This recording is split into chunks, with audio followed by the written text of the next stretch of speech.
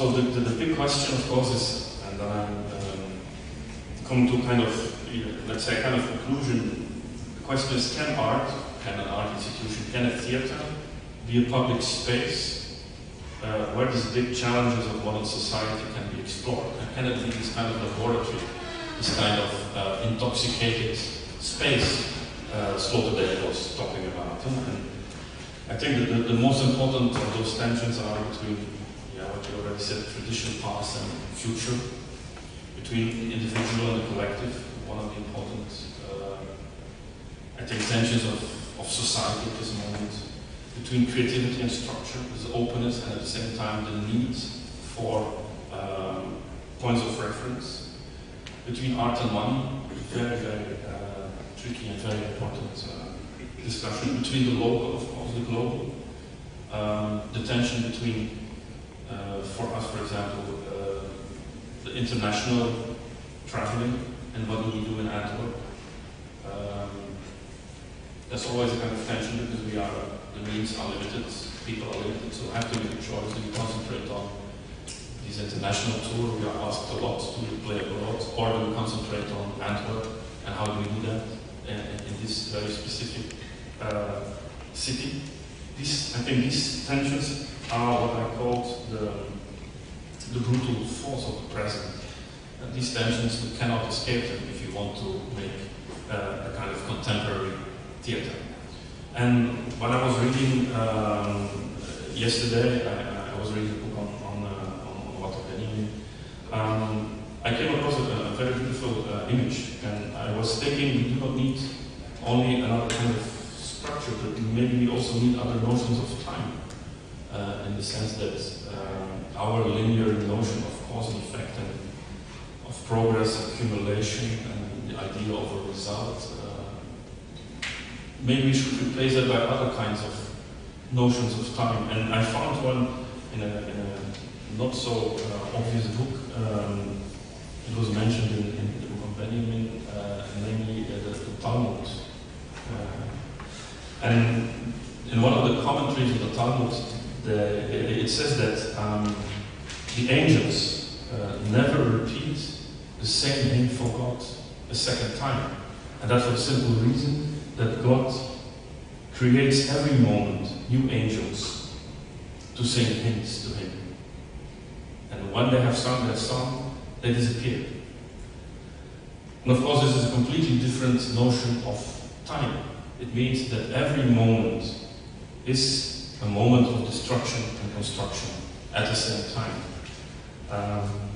It also makes every moment unique, because every moment has its own angels singing a hymn to that moment.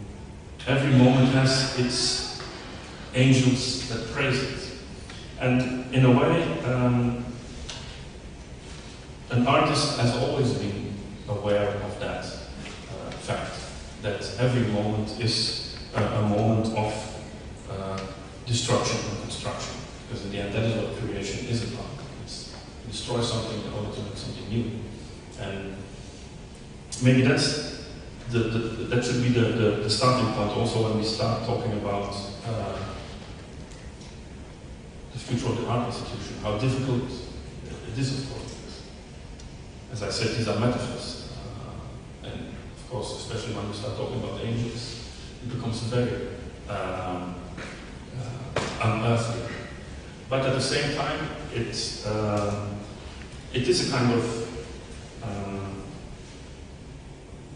way of thinking about how to deal with structure. The structure should not be, and it was already mentioned by David, should not last.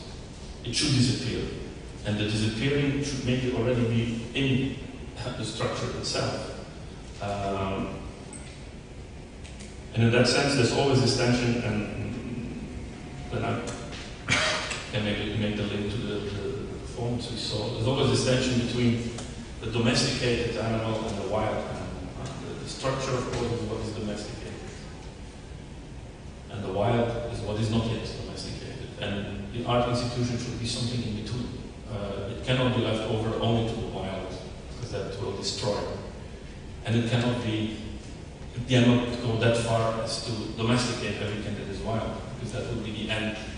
So it has to be something in between this domestication and this wild animal, between the artist, somewhere in between the pet and the wild animal, between this, as I said before, this nautilus, this very protected, safe haven ship, and then on the other hand, this drunken ship that is giving to the violence of the present, the violence of what is happening everywhere. Okay, that's what I wanted to tell.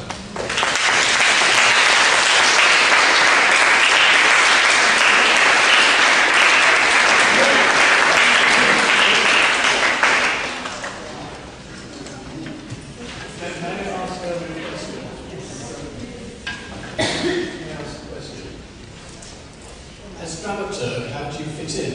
Do you work with all 7 directors or just some? That's a good question.